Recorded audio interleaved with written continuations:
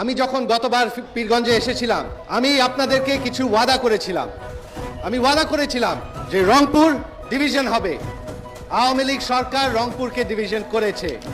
আমি ওয়াদা করেছিলাম যে আমরা এখানে বিশ্ববিদ্যালয় করব। আওয়ামী লীগ সরকার রংপুরে বিশ্ববিদ্যালয় করেছে। আমি ওয়াদা করেছিলাম যে আওয়ামী লীগ সরকার রংপুরের পীরগঞ্জের উন্নয়ন করবে। আমরা সেই ওয়াদা রেখেছি। আমরা রংপুরের পীরগঞ্জে উন্নয়ন করেছি, যে পরিমাণ উন্নয়ন করেছি যে বাংলাদেশের ইতিহাসে কোনো সরকার করেনি, সেই পরিমাণ উন্নয়ন আমরা আমাদের আওয়ামী লীগ সরকার পীরগঞ্জে রংপুরে করেছে।